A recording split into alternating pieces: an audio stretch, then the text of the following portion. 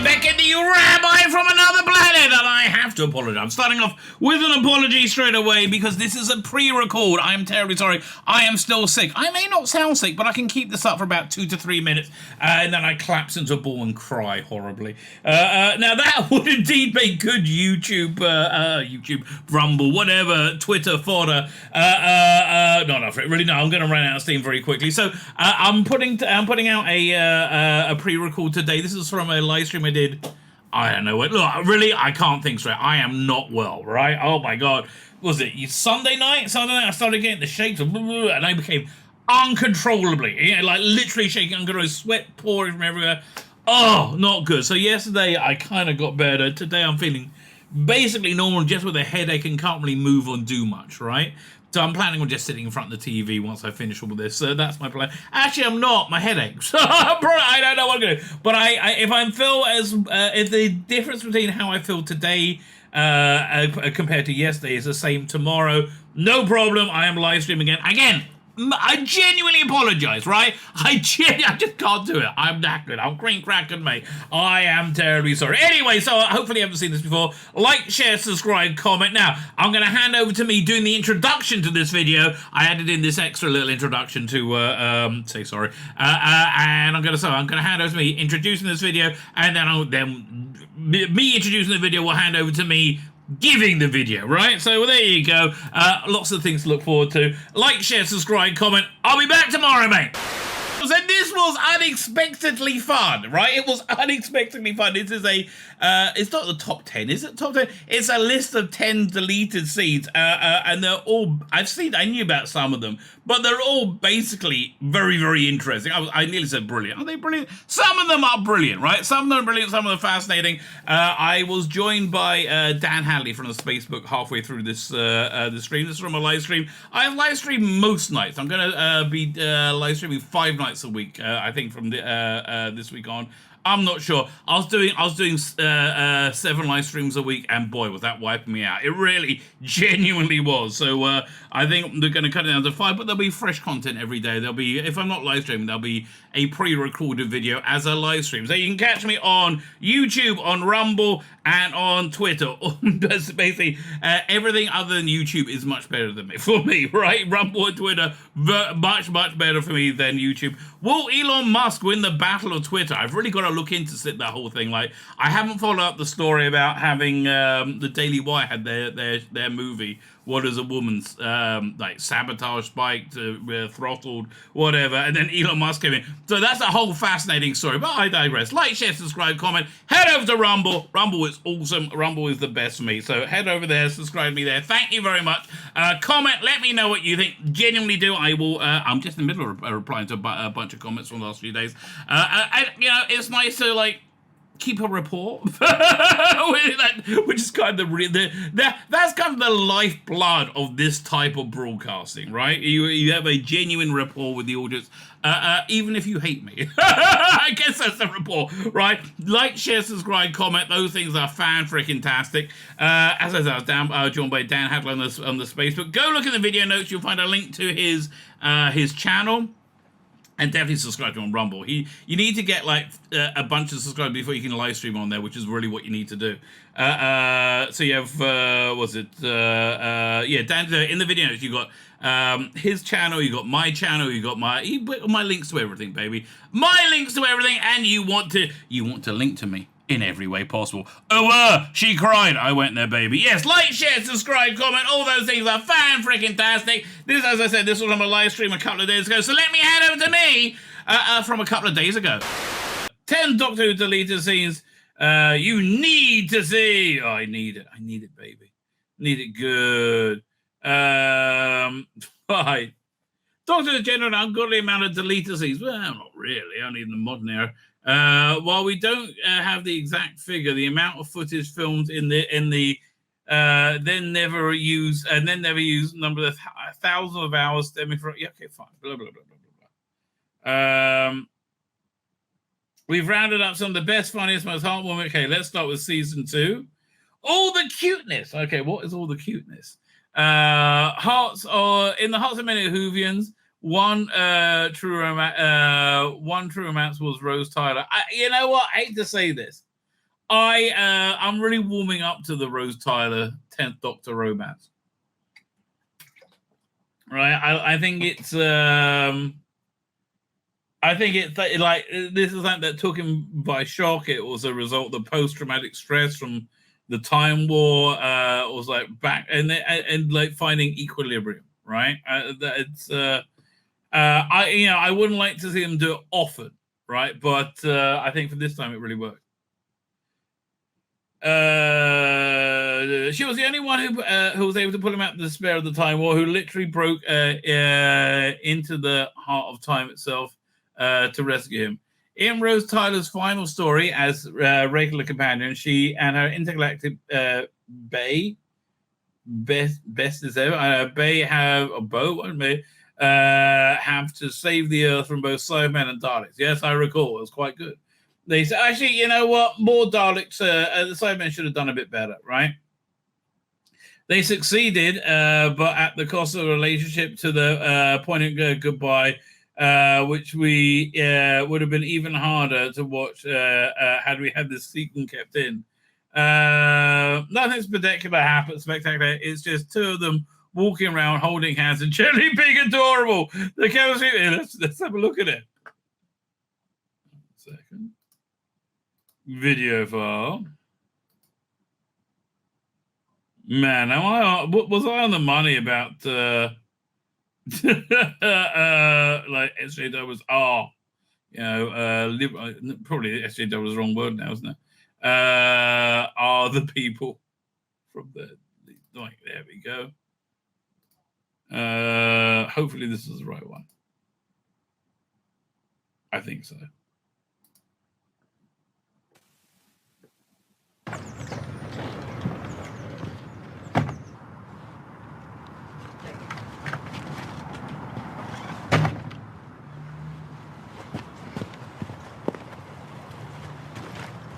You could use a bit of music, couldn't it? I mean, I could put some music on it. I guess it just started there.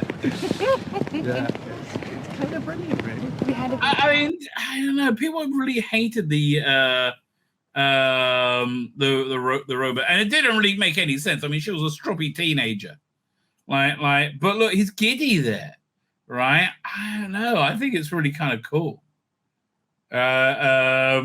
Yeah, I mean, well, the time before was the Aztec lady. I get that. Yeah. Again, as a one-off, I think as a one-off, I quite like it. We get on really well. Oh, she really wants to see you again. I want to hang out Okay. So, okay, we'll get to that in a second. There we go. It would have taken place right before Jackie tells them about the ghost making up this last moment between them before it all went wrong. Some Kleenex, it's crying time. Look, I remember my little girl. Yeah, oh my God, cried and cried when Rose left. It was like, oh man, she was not a happy girl. TARDIS by candlelight. Again, I like Capaldi era. I just didn't like the stories. 2 more seasons would have been perfect, right? Oh, 2 more seasons, he would have really nailed it down. A much smaller deleted moment now. One that was snipped from season 8 opening episode, Listen, which is not a great story, I hate to tell you. This is a story all about atmosphere. The terror is like lurking under the bed, the horror of the unknown. I mean, that was really an ongoing thing, the horror under the bed, right? I was never scared of anything under the bed, right? So I couldn't really relate to it. But there was nothing under the bed. I was like, oh, that's just stupid.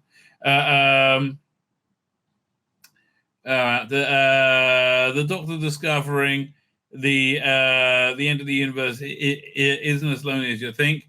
Douglas McKinnon did an excellent job on the directing duties, so it's a shame that one of the most visually interesting moments didn't make the cut. That is a shame. I mean, that's the thing with this era. It probably was very... We're going to watch it in a second. There's no dialogue aside from a quick listen from Peter Capaldi at the end. Just a steady pan around the TARDIS, illuminated entirely by candlelight. There's also some ominous music playing for good measure. This would have presumably occurred during early in the episode when the Doctor was presenting his thesis about the unseen creature. I think he got the idea of where it was going with it, but it was only, I think, season 10, right? That his last season, right, when he was lecturing at the beginning in the college. That's the only time it really worked, right? But yeah, it's a shame. But it would have been a banger of opening. Let's have a look at it. Doink.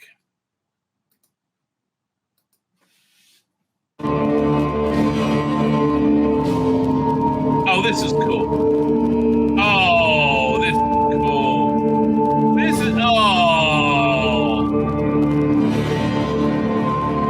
is tragically funny. I love it.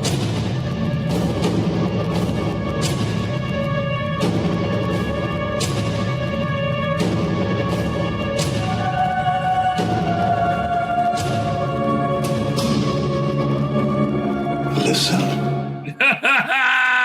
Love it. Absolutely love it. Very good. Oh, I love a bit of Capaldi. But what could have been? We can't complain much. Listen to the brilliant episode. Not really. Sorry to tell you. Dress for Rio. The 11th Doctor's relationship with Amy Pond got off to an iffy start, to put it mildly. But he turned up when she was a child, promised her the world, and then flew off and abandoned her for over a decade. I think more like a decade and a half, isn't it? Then came back, whisked away, disrupting the wedding plan. Awkward. Okay. Oh, God, it's so annoying. Okay, Amy brings up some of these issues with the Doctor, and the lead to see from season 5 Hungry Earth. Oh, the bad piece of shit. She mentions her nerves about getting married to Rory, which has been exacerbated before her wedding, dragging on for months.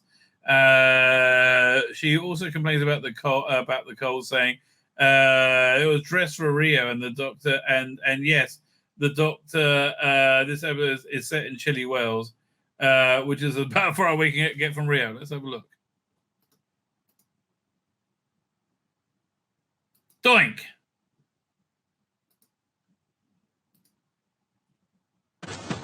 Where's Rory? Didn't like me wearing my engagement ring with the group back. We should go back for him. Nah, he knows we're up here. He dawdles. He's always been a dawdler. And anyway, I wanted to ask. Me and Rory on the hillside. Picture us. That's good, right? That happens. We get a happy ever after. As things stand in this time stream, time's not fixed, so things might change. I like him. A lot. Yeah. Sorry, it's just a bit difficult controlling your nerves when the night before your wedding goes on for months. Especially when the cold's getting at your legs. Did I mention? Dress for Rio. Yeah, look, that's the tragedy with all these cutscenes. They just add so much character, right? And you forget how much character there was. Man, did I like Matt Smith's Doctor? Did he nail it from the... Again, we're talking about this when we opened the show. Yeah, he totally nailed it right from the very first, I think. So yeah, and I like seeing it as an off-cut, but like not realizing you should be giving the support to Amy that she's asking for. Joseph Slitzer, how you doing? Didn't Capaldi say? Didn't Peter say his knees were knackered? I could be. Oh man. 1 second. Fine. What's the next one? So yeah, that was a great little scene. The scene also sets up Amy in a relationship, indicating that Amy definitely does love her fiance. Yes, you kind of lack that a lot. That is true. Their relationship was on the ropes at this point due to Mrs. Pond's dalliances with her raggedy man. So this would have been a nice addition. Also, he likes Rory a lot. Massively important scene, but not worthwhile one nonetheless. Yeah, it is tragic, mate. What's this one? A fantastic introduction. When the I see, I didn't like Christmas Invasion because he wasn't in it, basically. And then I didn't really like his take on the Doctor, frankly. I preferred Christopher Eccleston. I hate to be fickle. But, like, he felt too flippant. It took me about a year to get used to him. When the Doctor arrived in 2008, the Manchester lead was Christopher Eccleston, and he quit as soon as he could. The Manchester-born actor helmed the ship for just a single series, which is actually a really good way to start. I mean, if they thought about it, it was actually kind of clever. They're basically doing that now. I mean, David Tennant manned the TARDIS for the first 3 stories. When we're up to a single series, and the episode immediately followed Eccleston's farewell. Now, leading man David Tennant nearly paid tribute to his predecessor. Okay, then the deleted scene from Christmas Invasion, David Tennant confronts the Sycorax and attempts to bust out his old flashlight. Fantastic. Only finally he can't get the words out. Doesn't fit the look. Let's have a look.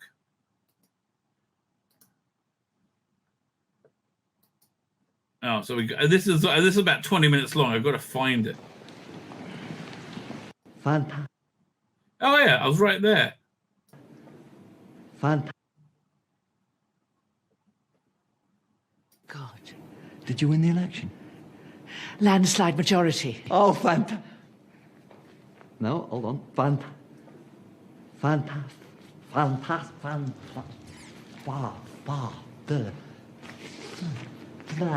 can't say anymore. It doesn't fit the teeth. Oh, I like that word. What am I going to say now? Brilliant.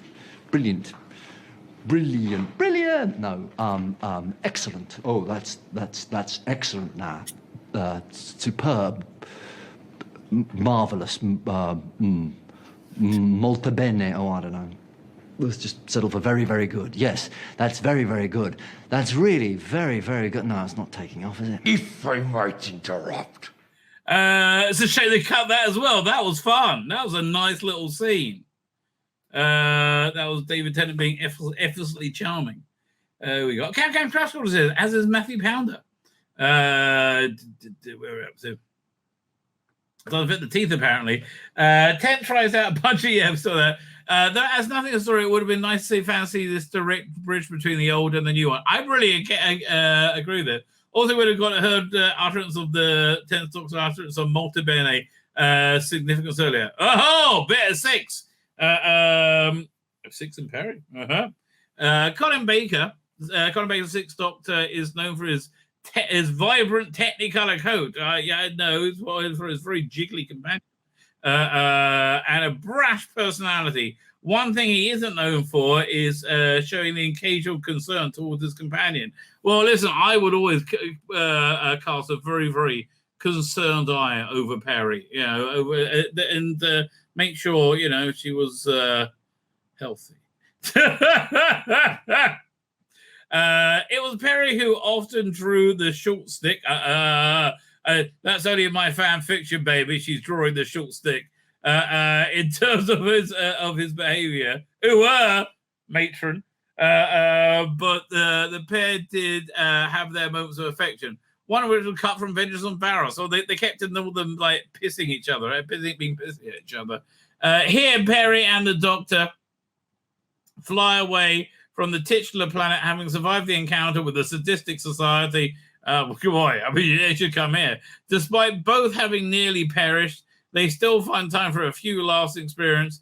The Doctor checks to make sure Perry's okay. Okay, let's watch this scene, and then we'll see how things progress. I have a feeling. Things may get crazy. Doink.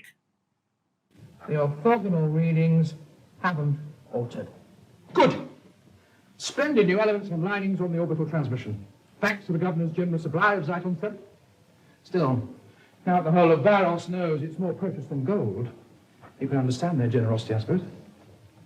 Doctor, you're sure the TARDIS will function properly? Yes, absolutely.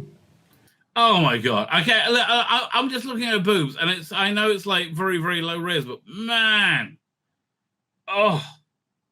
I mean, they are really genuinely perfect boobs, I have to tell you.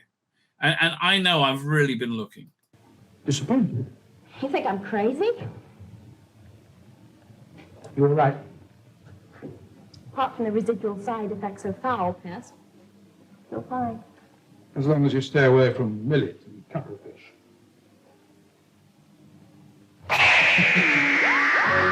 Well, okay.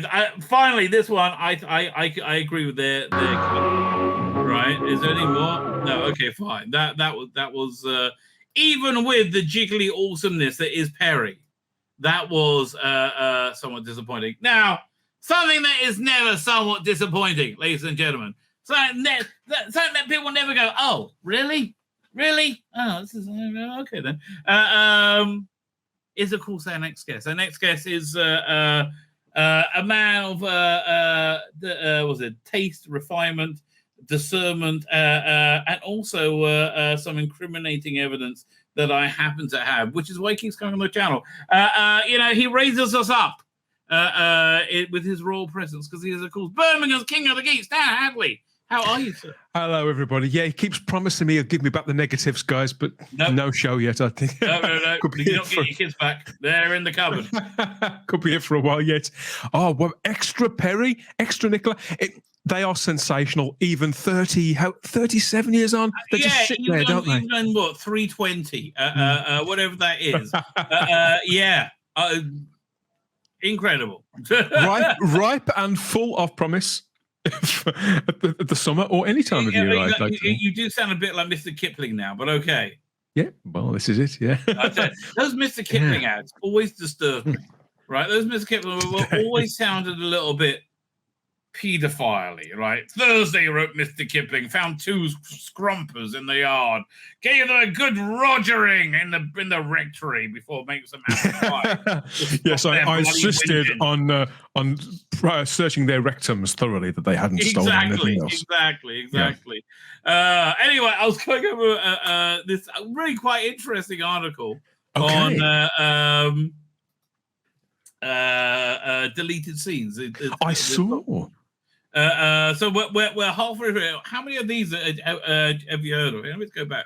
So we had this one, this shit joke at the end of Vengeance on Varos, where you saw that.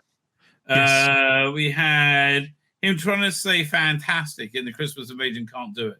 I didn't know about that one. I don't remember that. I'd seen the Varos one before because anything to do with the mid 80s, I'm all over it like a rash. This I can't remember. The fantastic. I've probably seen it, but I can't remember it. I didn't remember this one at all. There's a little bit where early Amy and Matt Smith were she was talking about Rory and being nice about him. That would have really have helped, I think. Really. No, this was beautiful. Here, I'll show you this. This was I didn't like the episode Listen that much, but this is an opening shot to it, which is stunning.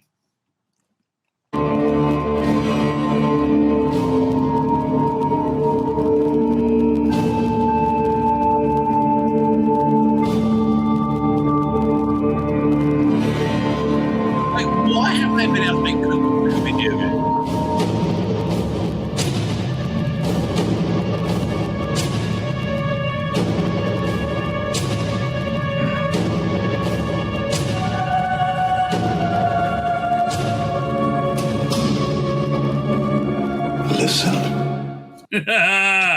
Yes. That was great. I mean, I think that's kind of tragic they removed that, frankly. Yeah, that is the Doctor. Personally, I know this flies in the face of accepted fan wisdom, but I prefer the 12th Doctor with the shorter cropped hair. I think he looked like he meant business. He looked like a right old buzzard. And I'm on the opposite end of the spectrum. I like the bouffant hair, right? I like that he developed. Having said that, I think there's a good middle ground. I think that how he got it, where it was sort of halfway, was pretty good. Still hawkish, but right. Again, he needed 2 more seasons. He really needed 2 more seasons. There was so much. His last season should have stayed as last season, right? But probably 2 more in between, slotted in before that. Yeah. No, you're right. I think Moffat anticipated correctly what the end point for that version of the character was. But you're right. I think Capaldi had a lot of gas left in the tank, and that's why when I hear him, well, we hear him speak about Doctor Who only ever very fleetingly, don't we? And he chooses his words very, very carefully. Yes, he does. I think he knows he's got gas left in the tank as well. And oh god, it's tragic. It really is tragic because I think he was just hitting his stride. So do I. I mean, I think we will go with the next season, but again, it's the cultural apocalypse that was 2018, right? I mean, it really was. It's like, man, that culture war hit, and we weren't prepared. Nobody saw that coming. That scene there was no real dialogue as such, but that evoked so much of how Doctor Who used to feel that you think, no, I'm not imagining things. This show used to be shit hot. Yeah. No, that you felt like you're in season 14, right? The season 14. Yeah. So let's go look at this next one. This one I've seen before. Quite possibly one of the most famous deleted scenes in Doctor Who history now. The one which might have just had some ramifications in future stories. Before slinking away and leaving Rose and the Meta-Crisis Doctor in Journey's End, there was originally a moment where the 10th Doctor gives the pair a chunk of TARDIS coral, telling them they can grow their own version of a time machine for their own adventures. Have you ever seen this? Yes, I've seen this one. It's a cracker. I think they should have left this in. Let me just whip this one out. This should have stayed. That's what she said. Yeah, it really should have stayed. Big cut, this one from episode 13. It's like a whole minute long. Look how young he looks. Blimey. Yeah. Scene from the end on Bad Wolf Bay, the Doctor giving the second Doctor the chance to grow his own TARDIS. We argued over this, and part of me still wishes it was in. Julie was right, though. It was just getting in the way of. There's so many complicated endings and so many complicated emotions. It did just throw you in the middle when they suddenly start talking about a new TARDIS. So I like to imagine this still happened, though. So one day we'll come back and put this one back in. Okay. Showrunners cuts of key original RTD era episodes. That would be nice. Yeah, that would be a good idea. Oh, and don't I'm surprised they never did that. forget this. This universe was in need of defending. Chunk of TARDIS. Grow your own. That takes thousands of years. No, because... If you shatter-fry the plasmic shell and modify the dimensional stabilizer to a foldback harmonic of 36.3, you accelerate the growth power by 59. We never thought that. I'm doing brilliant. The Doctor. In the TARDIS with Rose Tyler. Just as it should be. What about you? Oh, I'm fine. I've got Madam. Human with the Time Lord brain. Perfect combination. We can travel the universe forever. Best friends. And equals.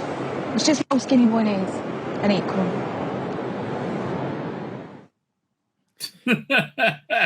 You see, mate, this is another reason why they should have left that in. Because, and I have seen that before, but I think maybe I hadn't sort of processed it correctly, because I think I'd always...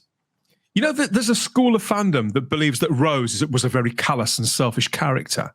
And I've never subscribed to that. But in that moment, I remember watching that and thinking, well, surely Rose isn't just going to go off with this new guy just because he's got nice hair and he's a bit fresher. Surely she would worry about him. She would ask. So they should have left that in. I think Julie was wrong. They should have left that in. Again, it was the season finale. They had juice they could put anything in. So this one I didn't know about. In the middle of the post-Donna solo travels, the Doctor turns up on Mars. Okay, so what's on Mars? Great story. I mean, I think this is really one of the all-time classics of the 10th Doctor's era. Right? I really like this story. It's one of the classics of the entire new series. Okay, I've just come out the gym, so I'm eating a protein bar. All right, sorry. It's my David Dimbleby moment. It's one of the classics of the entire new series of Doctor Who, in my view. Yeah, because it really nails the horror. You get that very Robert Holmesian, Philip Hinch Holmes horror setting, right? You really feel this is. Is that you or me? I think that's you. It was me. I've just turned it off. I'm sorry, but yeah, you really feel this could have happened in.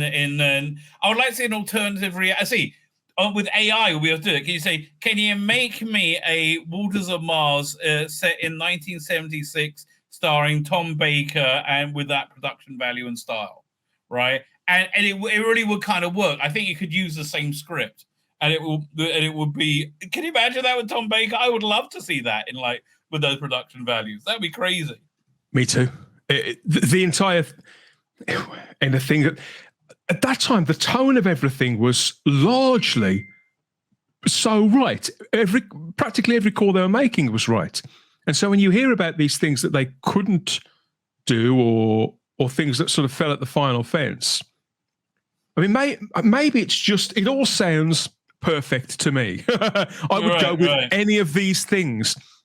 I don't think it's just being at the tail end of quite an extended period, a fallow period. I think that this would still work. It's not. It's like Star Trek Picard, right? Season 3, right? It's not just we haven't had a good Star Trek. You know, Strange New Worlds not next gen Star Trek for decades. Like it's been like it was actually good as well. Yes. You know, it wasn't shit. It was actually good. So, however, in the particular deleted scene, you can actually hear them talk. 8:30 in the video below. Okay, let's check that out. See me while I whip this out. Make sure my phone's on mute. I'm sorry. Okay. What are we up to? I think this one. So 8:30 in. We got to go. I mean, I'll admit, mate, that I'm not quite as I'm not quite as all in on Russell as I was 2 to 3 months ago. Oh, no. Look, every warning sign of this being a disastrous piece of shit is screaming out as loudly as humanly possible. So, look, okay. Here's a reason to be weirdly optimistic, though, all right? It's the Anheuser-Busch thing has had significant ramifications, right? Yeah. There was a boycott of Bud Light, and it didn't go away, right? Normally, conservatives they don't really follow through. So then, so normally that's why they capitulate to like these crazy things. Firstly, because they run the board. Right, they're all the employees. They're all the management now because of the DIE. So you get, like I say, you get underqualified people who have no idea what they're doing, so they hide behind diversity. Right, so you get that's the first issue. But where was I going with that? Women, DIE. What were we talking about? I totally lost my train. I was saying how I'm not quite as all in on Russell as I was. Right. So yeah. Thank you. So I'm not. So Target now, right? So Target just completely folded straight away when they were threatened with a similar boycott, right? So now we're at the point that Anheuser-Busch has lost 30% of their. It's lost about 28 billion. Target and Anheuser-Busch lost 32 billion combined in their stock value. Because so now you have it's a fiduciary. You can be sued by your shareholders for being overly woke because it's the real thing now. Because that's why Target retreated instantly. And this Pride Month is going to be a real battleground. But the point is this: he may not have the latitude from Disney to have a large transgender cast. I know this is Disney's raison d'etre, but I think there's a chance their back may be broken by the time we get to transmission, but certainly by the time we get to next year. I think they're about to go down. Like we're seeing things go down a lot, right? We just saw Network DVD go down, right? I know. I'm still. Well, I'll be wearing black probably all month. For the rest of June. Yeah. But it's like this is it's Mate, the amount of money that I've spent with network in the last year alone makes my eyes water. Really, I and am it's still going to keep them afloat, right? But like that's the economic reality they're in. They may not have a legal option to endanger the company, right? By putting transgender, like they may have to shoot Yasmin Finn's scenes. Right, that might have it might get that bad. I can see that happening. I really could. Something is definitely changing, and I mean, it was you that drew my attention to the Bud Light thing. I'd never heard of what's it called, Anheuser-Busch. Anheuser-Busch. I'd never really heard of it. Didn't understand the setup, and I didn't know that Bud Light was the most drank beer in America.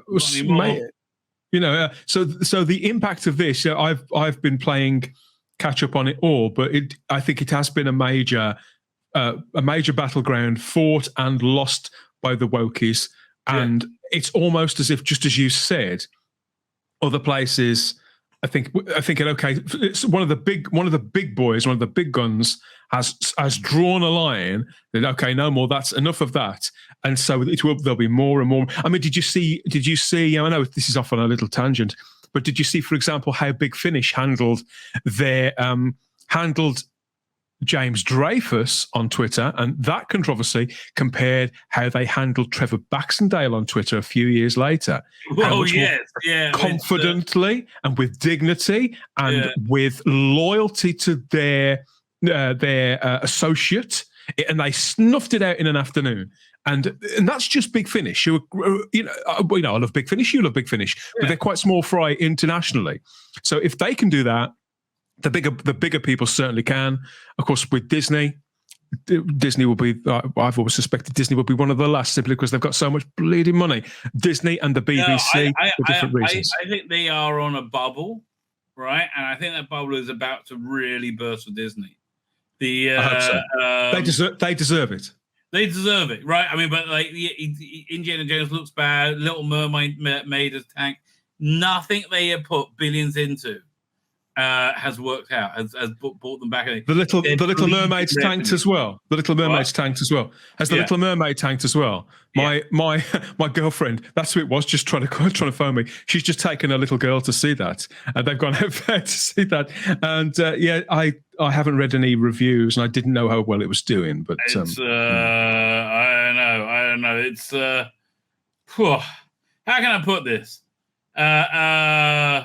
Sex with your with such a person, right? If you have to go and see Little Mermaid, the sex better be awesome afterwards. I mean, it's like mind blowing.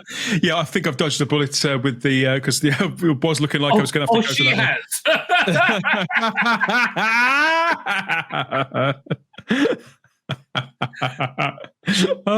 Bastard. One of the two. I love it. Go on, carry on. Please tell her that. I'd love to know what the reaction is. Go on, carry on. Oh, yeah, fine. Let's see what else they have to say. I forgot what we're looking at. A bit of dialogue with the Doctor and with the crew. And I just cut it because we would have treated the voice. And we make that clear. Poor Sharon Duncan Brewster is talking with water pouring from her mouth here. And had we kept this scene, we would have dubbed the voice on properly and made it sound all alien and spooky. So it would have sounded better than it does now. But in the end, I just thought the flood was more mysterious, not explaining who they are or why they are. See, I disagree with him. I think that would have been much better. Let's have seen the scene. And indeed, they don't explain very much in these speeches either. But it does explain why later on in the story, the Doctor knows the name of the enemy. Has that door got a hiding seal? No, just basic. Then the moment she heads for the door, we evacuate. Got that? Pulse is low. Electrical activity in the brain seems to be going haywire. Can she talk? I don't know. She was talking before we noticed the change, but... Maggie, can you hear me? Do you know who I am? Your commanding officer, Captain Adelaide Brooke. Can you tell me what happened? Margaret Kane, I demand a report. Tell me what happened to you. Oh, yeah, I want to watch this later tonight. I'm really into it. En sjokte man aan Warrelings och fortebellen in Hurgwa. What language is that? Ancient North Martian. Ridiculous. It's like she recognized it. Her eyes are different. They're clear. Hang on a minute. Isn't that bloke there that we just saw? Isn't that the guy, Matt McCreevy, Philip Schofield's boyfriend? No. I thought that he's the guy everybody's looking for. He needs to shave. That's not who Philip Schofield goes for. No, the other bloke I meant. I didn't know there's another one now. I'm sorry. Oh boy, not good news for him. No. Ancient North Martian. Ridiculous. It's like she recognized it. Her eyes are different. They're clear, like she's closer to human. Oh, that one. Where was it? Yeah. There. Yes. It looks just like him, Matt McCreevy. She's closer to human. Not close enough for me. Where'd you get your water from? The ice field. That's why we chose the crater. We're on top of an underground... Hey, where'd you gonna bloody talk? That's here. Tons of water, marvellous. But every single drop is filtered, it's screened, it's safe. Looks like it, yeah. If something was frozen down there, a viral life form held in the ice for all those years. Look at her mouth. All blackened, like there's some sort of fission. Well, think about it. The body's 60% water, but look at her. The water never stops. This thing, whatever it is, doesn't just hide in water. It creates water. And the water will consume you. She's absorbed the language. So much water in your so solid shapes. Well, I do like how they kind of they kind of make the lips kind of look ice watery. Yeah. It kind of like weirdly ties in. I wondered about that at the time, but of course it didn't go anywhere then, did it? It was years before. They didn't really need to really mention it, but they do tie in nicely. Let's see what else she has to say. Water. Always reaching to be free. You will drown in the flood. Everyone drowns. The flood, is that you? Is that your consciousness? Tell me what you want. She was looking at the screen, at Earth. She wanted Earth, a world full of water. Captain, with me. Scene 60 is a tiny... All right, that's... Nice. He's probably right about that, I suppose, but... Probably, but you know what? You always want a bit more. So this episode didn't work for me at all. No, Doctor versus he was a giant wood lice or something. What was the deal? I guess it was like really disappointed with this. Wasn't his daughter stuck in a room somewhere and she turned into wood? It was. I can see why they developed it. Let's put it that way. And I could see there was the makings of a decent sort of chiller and almost sort of Tales of the Unexpected style Doctor Who story there. Right. But you're right. I mean, at the end of the episode, I remember feeling really quite flat and unchilled by it, and it's surprising considering that David Suchet was in it because he's a class actor, always has been, always will be. Right. I thought they would have had him be like a more major character, right? Yeah. So wait. So this was his.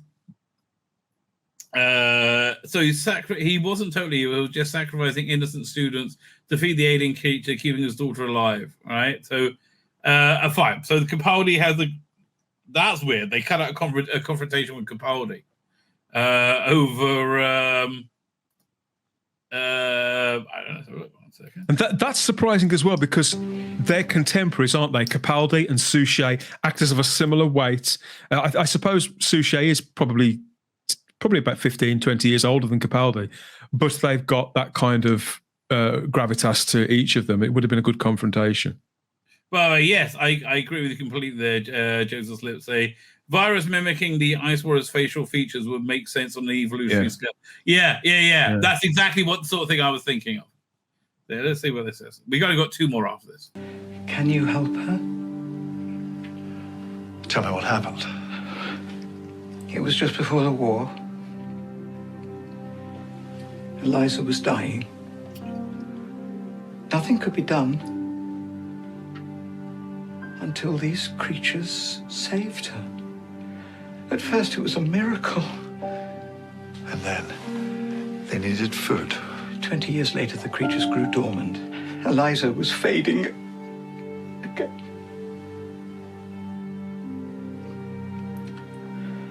Then a vagrant broke into the house, fell asleep, and the lice absorbed him. I was horrified, but Eliza grew strong.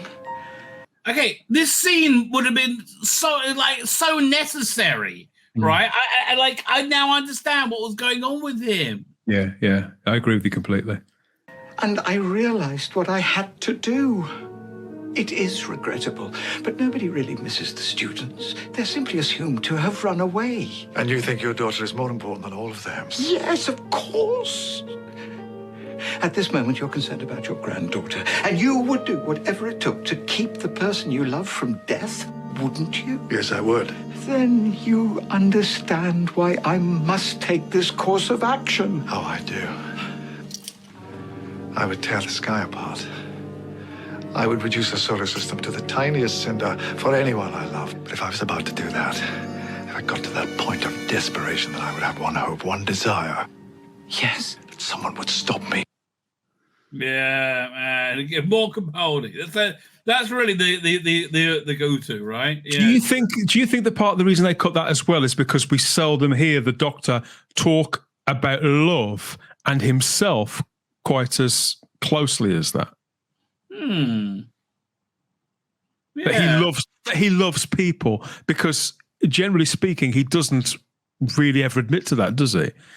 Right, you care for them. You care for them very much. We get that kind of thing, and maybe a nod at the most. Right. I know. I'm just trying to see. Yeah.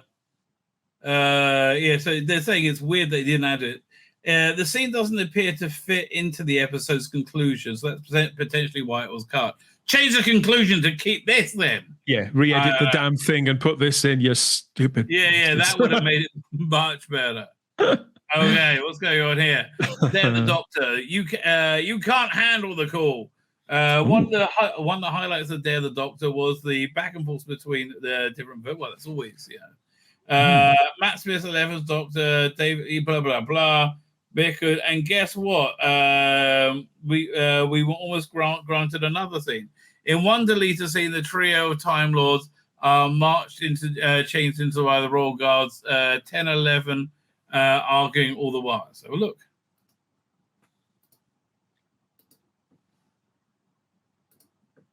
Okay.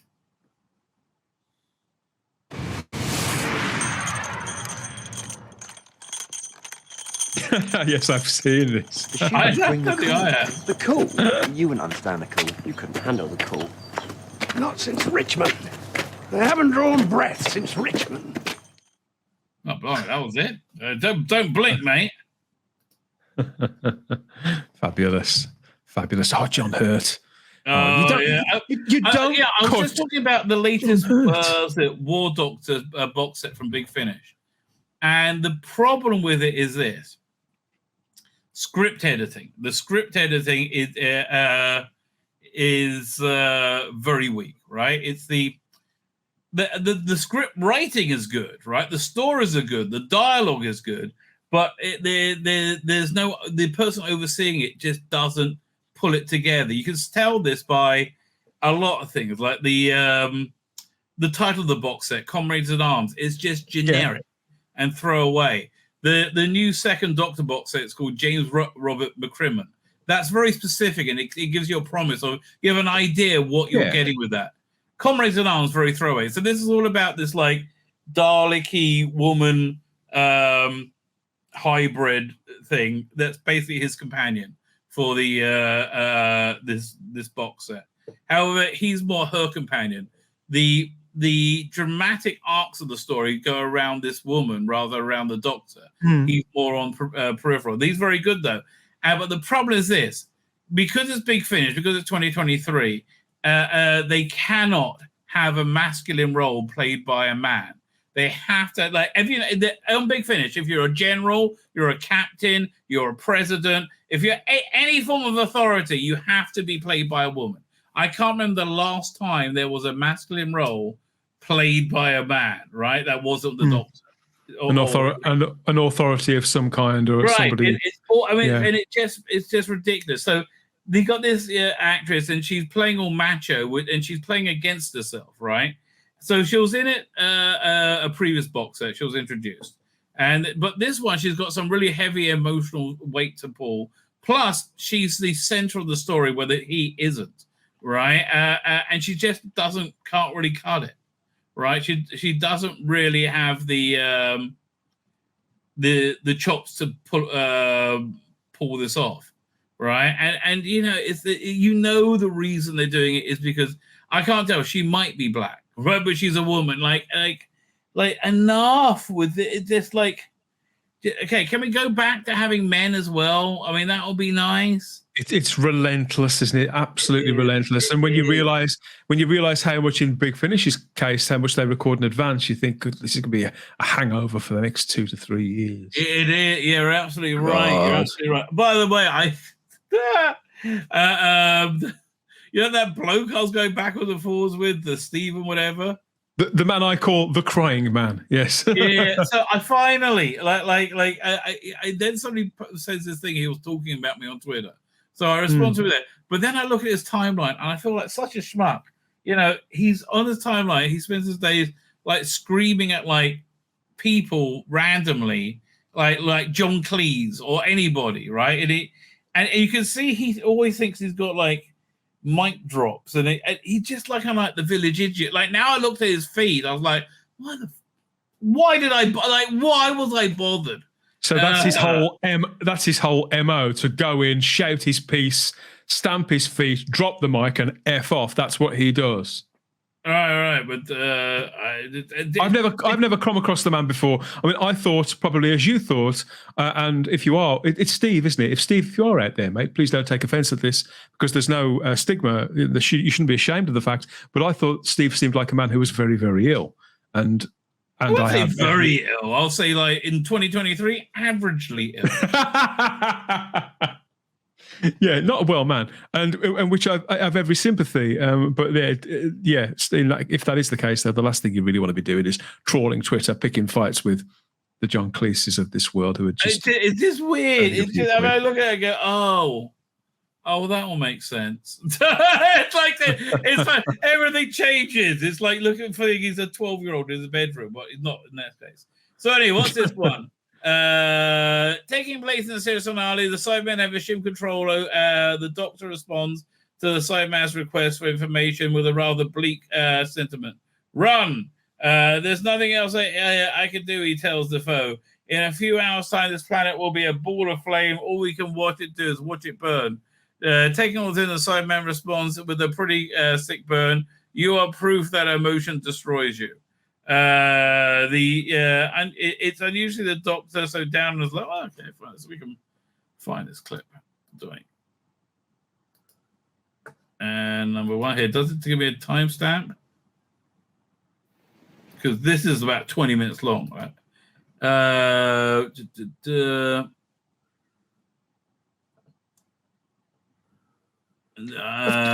think we just go.